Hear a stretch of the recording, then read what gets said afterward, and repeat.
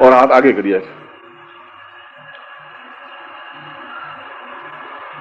संपूज जगन्मारादे ब्राह्मणांस्ति वाचये धर्म करुण मांगल्ये संग्राम मुद्रोकारम कुर्यात् क्षत्रिय वैश्यो अवनिकतः जानु मंडल कमल मुकुल सदस मंजिलिम शीर्षाम धाय लक्ष्मी पाणिनाम स्वर्ण पूर्ण तुलसम धात्वा दीर्घा नागा नदनाम पद मंगल्यम चास्तु पुष्पाणि पान्तु स्वच्छताम पान्तु आयुषमस्तु ताम्बूलानि पान्तु ऐश्वर्यं दक्षिणाम पान्तु आरोग्यमस्तु दीर्घ आयुः श्रेयः शांति पुष्टि तुष्टि शास्तु शीर्षो विद्या विनयो वित्तम बहुपुत्रम बहुधनम चायसम चार्गम चास्तुर्यं कृत्वा सर्वा वेद यज्ञ क्रिया कणकनवरम भास्वा शोभना प्रवर्तन्ते तम ओंकार मादिकृत्वा समाथर्वा शीर्वचनम वैष्णवं ज्ञातम भवद्भिः ज्ञातम पुण्यम पुण्यावचते भगवती कात्यायनी पिताम भगवती माहेश्वरी पिताम भगवती रिद्धि कविताम भगवती सिद्धि कविताम भगवती पुष्टि कविताम भगवती तुष्टि कविताम सर्वा कुल देवता प्रीतम सर्वा ग्राम देवता प्रीतम स्वाष्ट देवता प्रीतम अतास्त ब्रह्मविश्व अतास्त प्रबंधन अतास्त विघ्नकर्ता शत्रु पराभवम यात सामंत गुणाणी सामंत पापानि सामंत तया स्वानि वर्ताम शिवाप संतु शिवार्तव संतु शिवाग्ने संतु शिवाहुते संतु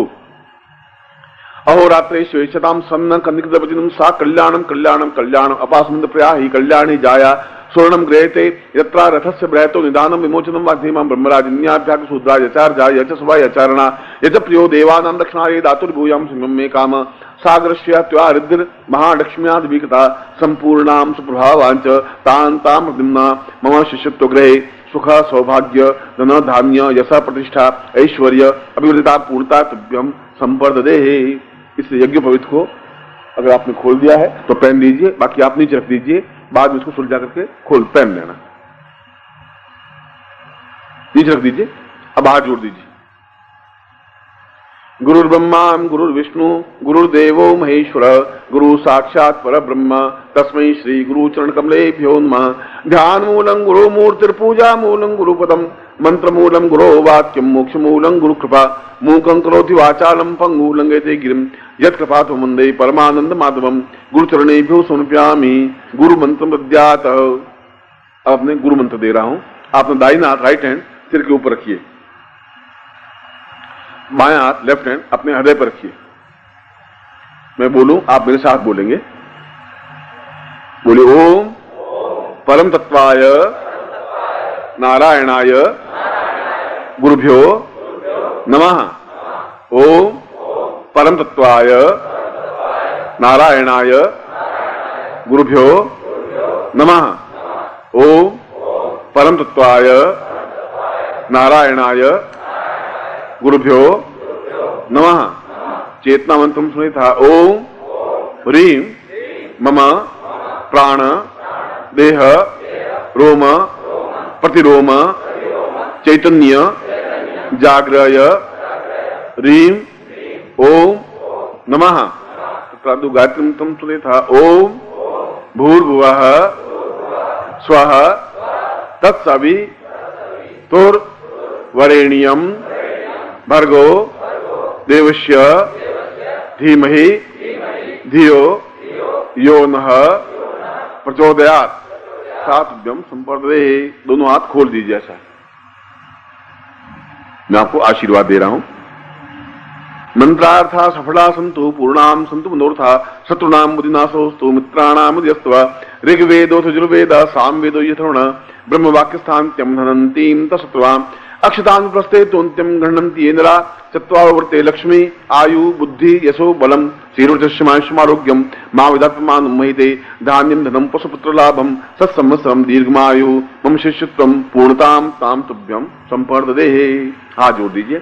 एतस्मां त्वमेव माता च पिता त्वमेव त्वमेव बन्धुश्च सखा त्वमेव त्वमेव विद्या द्रविणं त्वमेव त्वमेव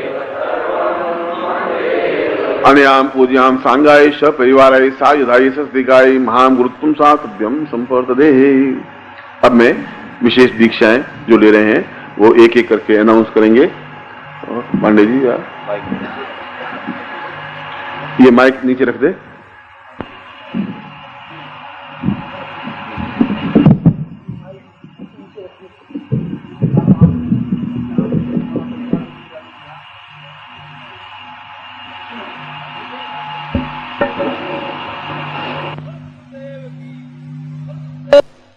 बोल पूज माता जी की।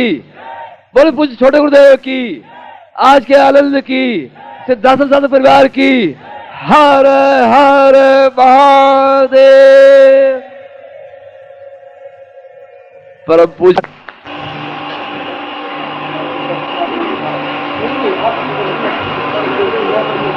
अब हम आरती करेंगे।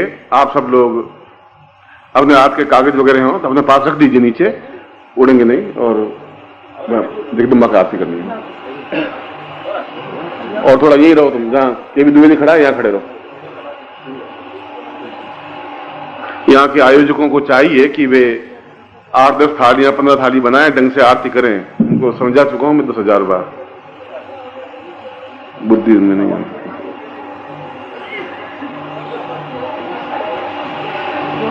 ओम कर्पूर गौरम करुणावतारम संसार सारम भुजगेन्द्रहारम सदा वसंतम हृदयारविंदे भवं भवामि सहितं नमामि। ओम जय जगदीश हरे स्वामी जय जगदीश हरे भक्त जन दास जनों के संकट क्षण में दूर करे। ओ जो ध्यावे फल पावे दुख विनाशे मन हो स्वामी दुख सुख संपत्ति घर आवे सुख संपत्ति घर कष्ट मिटे तन का। ओ माता पिता तुम हो स्वामी शरण पड़ू मैं तुम बिना और न दूजा प्रभु भी आस। माइक बोलो, माइक बोलो तुम पूरण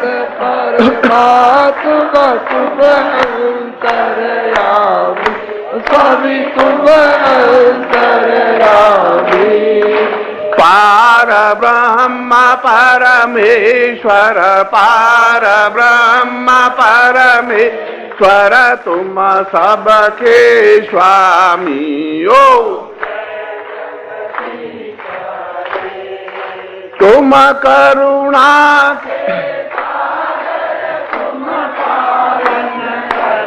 हो स्वामी तुम पालन करता मैं मूरख मैं सेवक तुम स्वामी कृपा करो भरता। हो तुम हो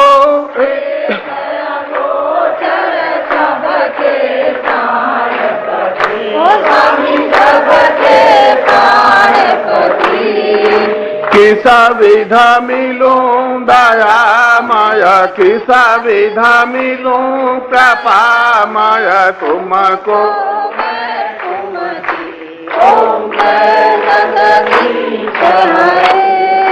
दीना बंधु दुख ओ स्वामी तुम्हारा रक्षक मेरे अपने करुणा हस्त बढ़ाओ द्वार।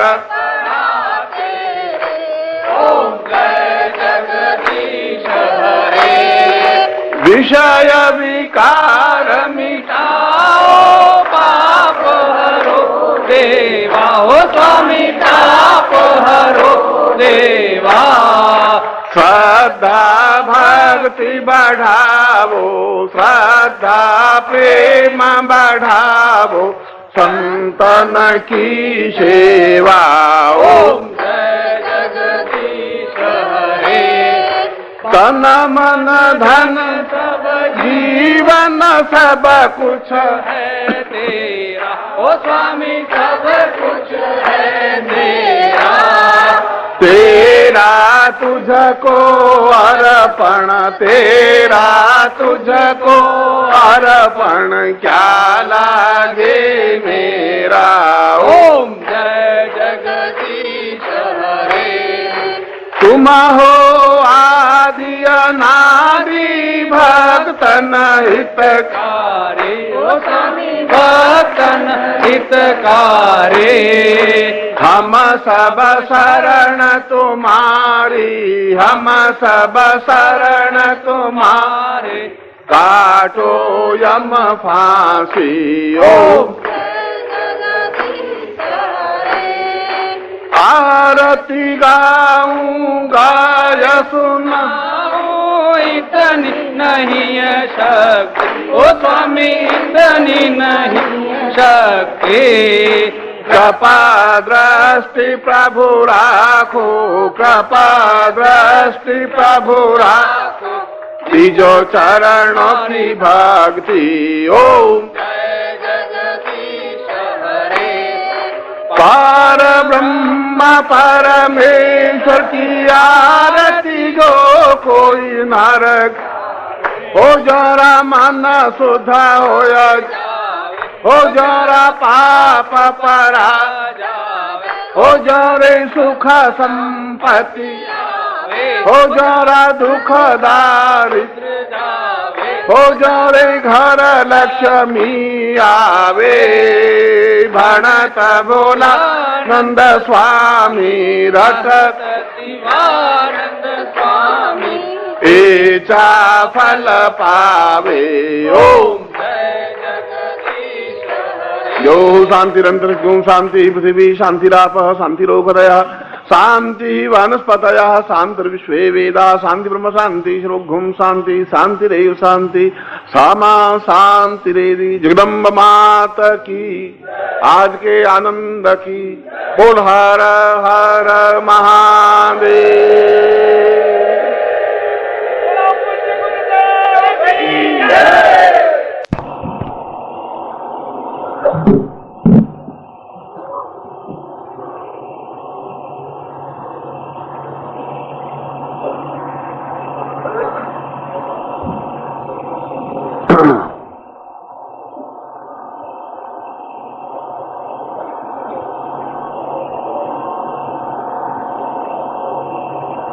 आनंद रूपम परम महितम सदैव भोगान वदैव सहितम भवतां वदैव ज्ञानम वदैत भवतां भवते सदैव मन्यास्वरूप भवतं जगदम्ब रूपम। मैं मन को नियंत्रित करने वाली और जीवन को सहज प्रवाह देने वाली, नर को पुरुष और पुरुष को पुरुषोत्तम बनाने वाली भगवती जगदम्बा से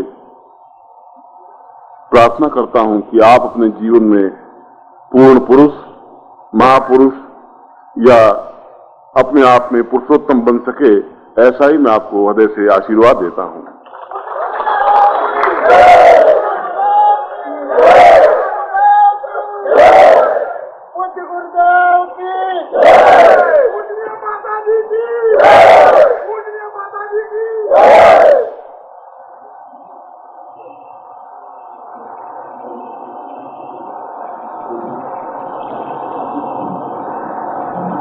मैंने सुबह जो प्रवचन दिया था उसके आगे की कड़ी में आपको स्पष्ट कर रहा हूं। इस श्लोक में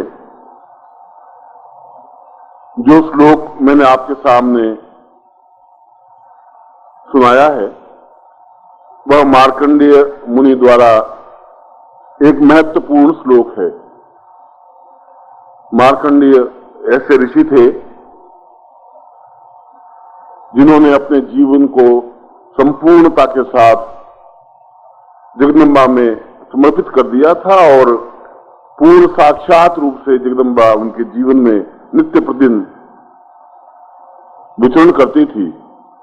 ऐसे ही मार्कंडेय ने इस श्लोक में मन की कई अवस्थाएं बताई हैं और मैंने अभी कहा कि मन की आद्या शक्ति स्वरूपा भगवती जगदम्बा, मन जैसी चीज आपके और मेरे और प्रत्येक प्राणी के अंदर तो है ही, मन तो है ही। अगर रक्त है, खून है, हृदय है, तो फिर मन भी है। मगर कोई डॉक्टर को यदि पूछे कि तुम्हारे साइंस में इस शरीर में मन कहां है, तो नहीं बता सकता। वो कहता है हार्ट तो है, heart left side and blood also. मगर मन जैसी कोई चीज हमारे साइंस में कुछ नहीं है। और यदि मन नहीं है तो फिर मेरा मन क्यों करता है कि मैं आपके बीच में आके खड़ा हूं? आपका मन क्यों करता है कि आप मुझे आके मिले?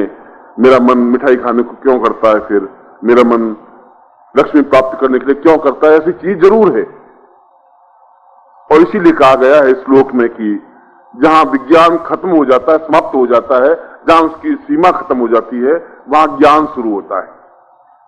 और हम विज्ञान को उस जगह जहां विज्ञान के हाथ में कुछ सत्ता नहीं है, विज्ञान ने कुछ किया भी नहीं है हमारे जीवन में, विज्ञान ने ध्वंस किया है, बर्बाद कर दिया है मानव जाति को।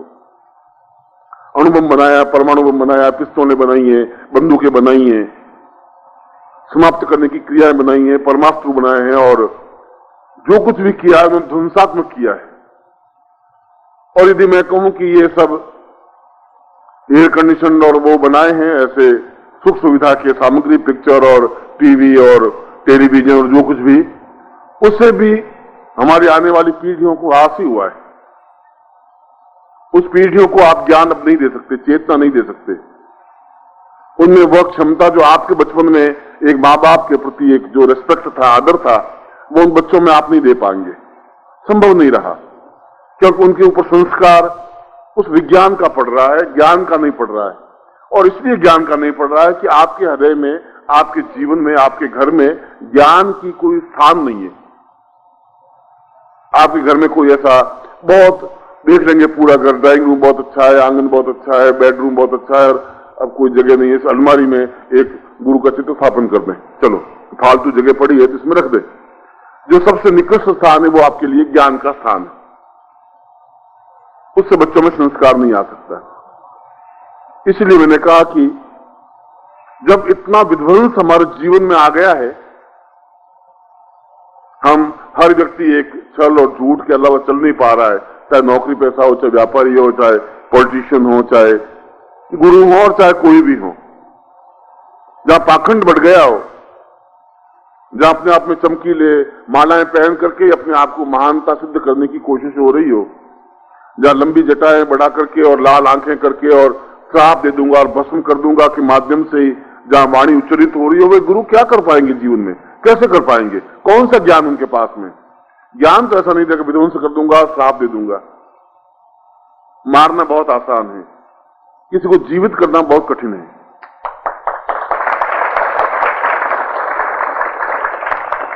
विज्ञान मार सकता है किसको भी, न विज्ञान तो छोटा सा काम भी नहीं कर सकता। हम तो गाय को घास खिलाते हैं, बिल्कुल वो घास कन्वर्ट हो जाता है दूध में। विज्ञान तो उस घास को दूध में कन्वर्ट नहीं कर सकती, संभव नहीं है। हम खाते हैं गेहूं की रोटी और ये हमारा शरीर उस गेहूं की रोटी को खून में कन्वर्ट कर देता है।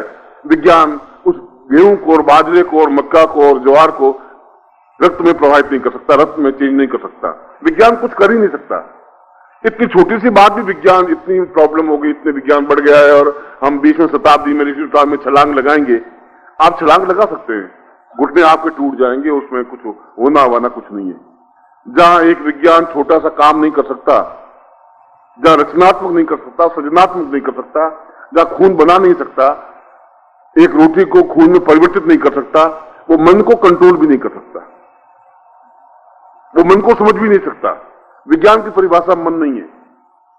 विज्ञान के उन पुस्तकों में मन जैसी कोई चीज नहीं है, अटैचमेंट जैसी कोई चीज नहीं है, प्यार जैसी कोई चीज नहीं है, ऐसी कोई चीज है ही नहीं। ईश्वर कुछ नहीं है उनके जीवन में जो मन। और इसीलिए हम सब पीड़ित हैं, संतप्त हैं, परेशान हैं।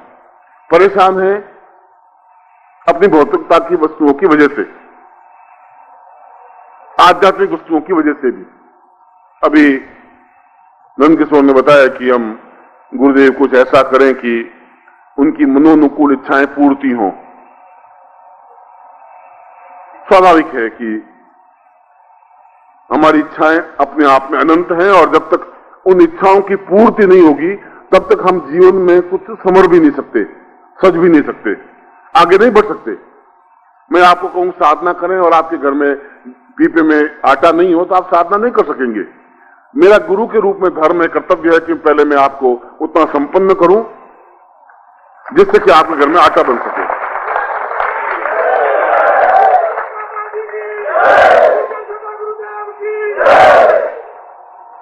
मैं आपको निर्धन नहीं बनाना चाहता, मैं बुद्ध की तो उपदेश भी नहीं देना चाहता कि कुछ नहीं, बुद्धम शरणम गच्छामि संगम शरणम, भूखे रहो और तुम कुछ मत करो।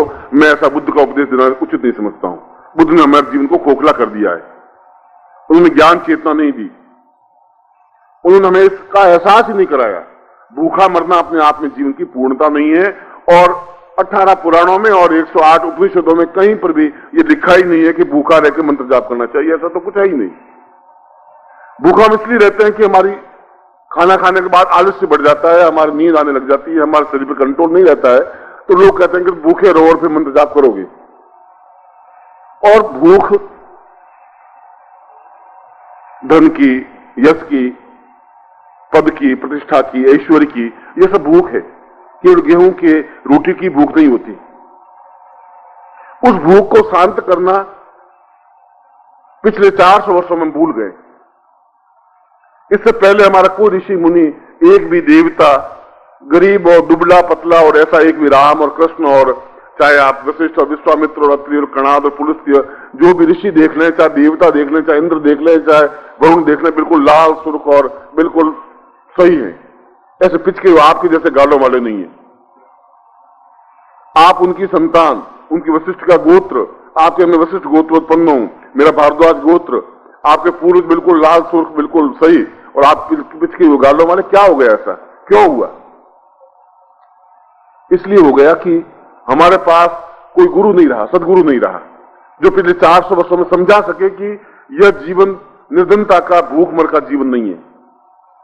भूखों मरने से जीवन पूर्णता नहीं प्राप्त हो सकती, निर्धनता से जीवन प्राप्त नहीं हो सकता, उससे कुछ जीवन के परिपूर्णता नहीं आ सकती। और इसीलिए शास्त्रों में यजुर्वेद का प्रारंभिक मंत्र अपने आप में लक्ष्मी का मंत्र है। और इसीलिए उन शास्त्रों में, उन यजुर्वेद के अध्येताओं ने, उन ऋषियों ने, हमारे पूर्वजों ने लक्ष्मी को प्राधान्यता दी, इसलिए कि ज्ञान प्राप्त हो पाएगा लक्ष्मी के माध्यम से। लक्ष्मी का मतलब केवल सिक्के नहीं। यदि आपका मानस ये हो कि नोट ही लक्ष्मी है, ऐसा कुछ अर्थ नहीं लक्ष्मी का। लक्ष्मी का मतलब है कि मेरे जीवन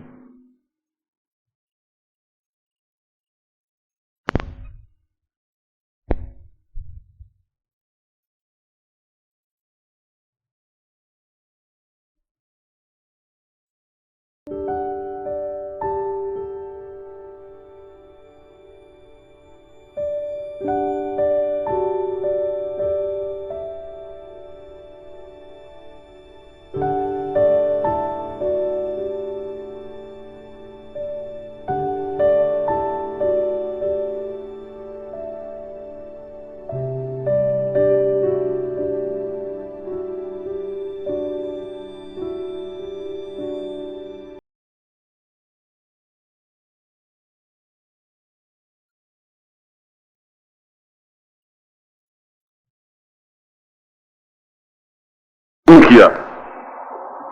शीर्षते लक्ष्म्यास्त पत्न्याम बहुरात्रे पार्श्वे नक्षत्राणि रूपमस्मिनो। अगर नक्षत्र है और नक्षत्रों के माध्यम से सारा ब्रह्मांड जगमगाता है तो मेरे अंदर भी लक्ष्मी हजार हजार नक्षत्रों के रूप में स्थापित हो, मैं जगमगा उठूं, पूर्णता प्राप्त कर सकूं, सफलता प्राप्त कर सकूं।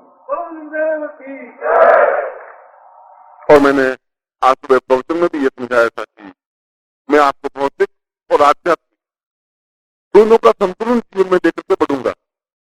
खाली एक मंत्र, एक नवान मंत्र चामुंडा विद्या करके आप घर पहुंच जाए, ऐसा भी नहीं चाहता हूं। ऐसा भी नहीं चाहता हूं कि आप बिल्कुल भिखारी की तरह वापस घर चले जाएं और जीवन की आवश्यकताओं की पूर्ति नहीं कर सकें, और ऐसा जगदम्बा के दर्शन भी हो जाएं, तब भी जीवन की आवश्यकताएं जरूरी है। पानी से प्यास बुझेगी।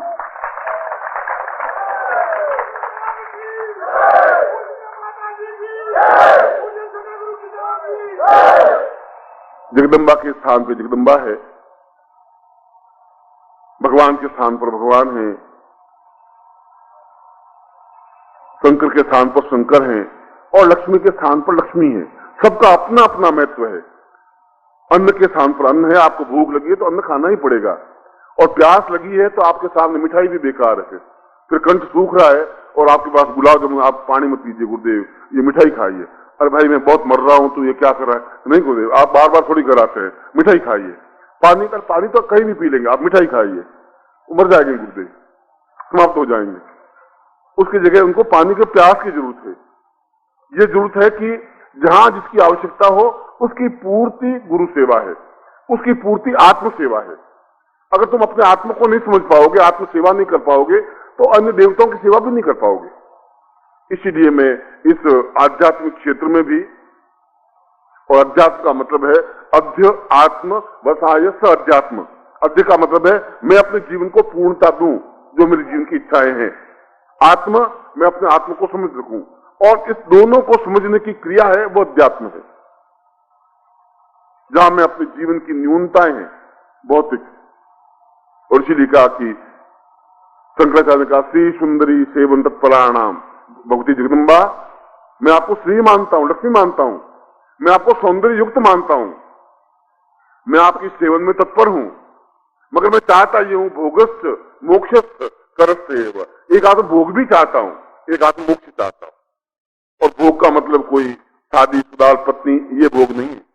भोग का मतलब है कि एक धन हो, यश हो, मान हो, पद हो, प्रतिष्ठा हो, अतिथि मेरे घर आए उन्हें भोजन करवा सकूं, मंदिर बनवा सकूं, देवताओं की मूर्ति स्थापित कर सकूं, दान दे सकूं, बुकों को भोजन करवा सकूं, और मैं उस धन का सदुपयोग कर सकूं। मैं सदुपयोग कर सकूं जब धन आए,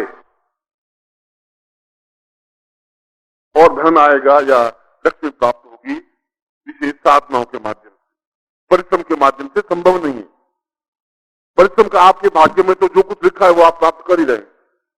आपके भाग्य में लिखा है कि एक बिलाई के इस कारखाने में नौकरी करूंगा, लिख दिया, आप नौकरी कर रहे हैं।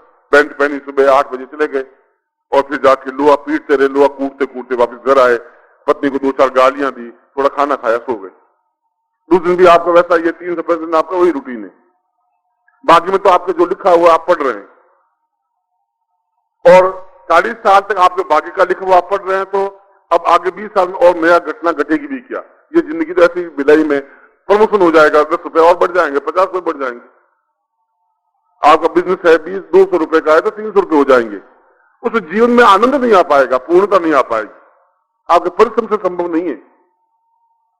एक मजदूर 8 घंटे मेहनत करता है भट्टी के सामने तपता हुआ, और उसको केवल 1200 रुपए 1500 रुपए इस कारखाने में मिलते हैं।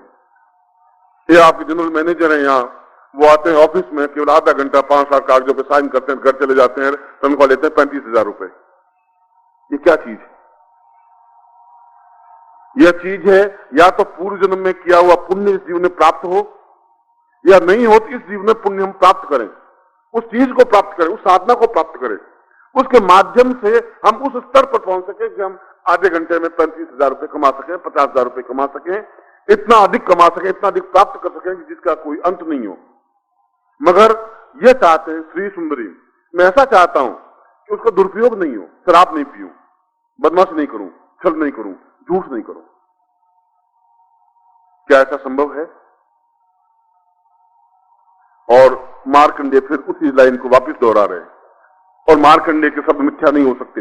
इसलिए मिथ्या नहीं हो सकते कि एक मार्कंडेय ऋषि वह जो बचपन में घूरे पर, कूड़े करकट के ढेर पर अनाज के दाने बीन करके रोटी बना के खाने वाला एक ऋषि अपने जीवन में अद्भुत और ऐश्वर्यशाली बन सके, उसके जीवन का जरूर अनुभव होगा। वो घटिया बात नहीं कर सकता। वो संपन्नता के साथ पैदा नहीं हुआ था, तो बहुत एक छोटे और अत्यंत घटित और बहुत छोटे से स्थान से पैदा हुआ था, जिसके पास धन नहीं था, यश नहीं था, जिसके पास कुछ था ही नहीं, सुबह का भोजन नहीं था, और वो अपने जीवन में इतना अद्भुत ऐश्वर्यशाली बन सके, जरूर उसने कोई ऐसी साधना की होगी। क्योंकि लाट पट्टे लिखतम विधाता सदाम पूर्वतम दारिद्र्यम मयच, अगर लाट पट्टे पर तुम्हारे विधाता ने दरिद्रता लिख दी है तो तुम्हारे प्रयत्नों से तुम उस दरिद्रता को नहीं मिटा सकते। प्रयत्न तुम कर ही रहे हो, 8 घंटे मेहनत कर रहे हो, प्रयत्न करने में कसर नहीं रख रहे हो, फिर तुम्हारे जीवन का जो एक संपन्नता प्राप्त होनी चाहिए वह नहीं हो पा रही है। और यदि आपकी संपन्नता प्राप्त नहीं हो पाएगी तो मैं चाहे कितना ही चीखूं, चाहे आपको कितना ही चरण छुआ दूं, उससे आपके जीवन में चेहरे पर मुस्कुराहट आ नहीं सकती।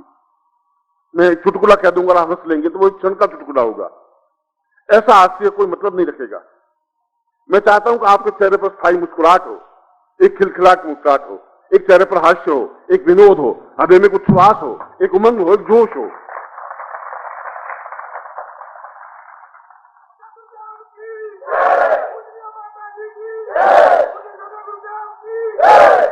और ये आंतरिक उल्लास से प्राप्त हो सकता है, ये आंतरिक भावनाओं से प्राप्त हो सकता है, क्योंकि लक्ष्मी का तात्पर्य स्वरूप सुंदर, श्री सुंदरी एक सौंदर्य युक्त बने, एक चेहरा तेज युक्त बने, एक प्रभावपूर्ण बने, ऐसा बने कि हम किसी ऑफिसर के सामने या किसी हम बात करें तो उसकी आंख झुक जाए, हमारी आंख झुके नहीं, एक चेहरे पर ओज बन सके।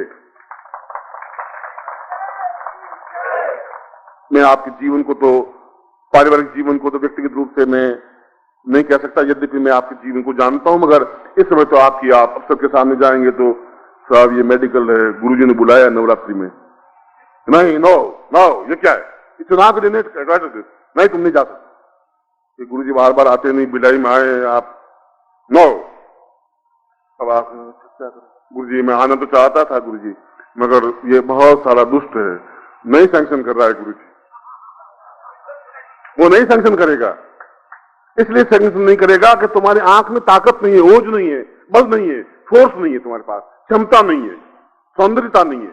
पुरुष का सौंदर्य होता है शेर की तरह गर्जना करते हुआ, ये मेरी एप्लीकेशन और आपको छुट्टी देनी है और मैं जाना चाहता हूं, उसकी आंख झुकनी चाहिए, बस दृढ़ता आनी चाहिए तुम्हारे चेहरे पर।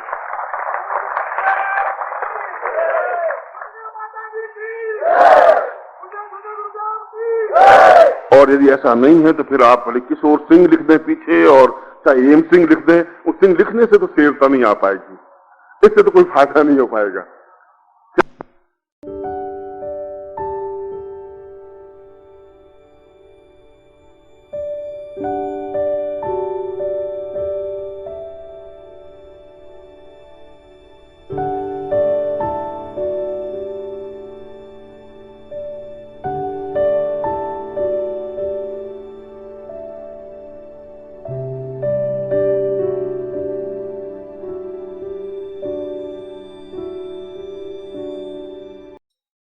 ओम परम तत्वाय नारायणाय गुरुभ्यो नमः। ओम ह्रीं मम प्राण देह रोम प्रतिरोम चैतन्य जाग्रय ह्रीं ओम नमः। ओम भूर्भुवः स्वः तत्सवितुर्वरेण्यं भर्गो देवस्य धीमहि धियो यो नः प्रचोदयात्।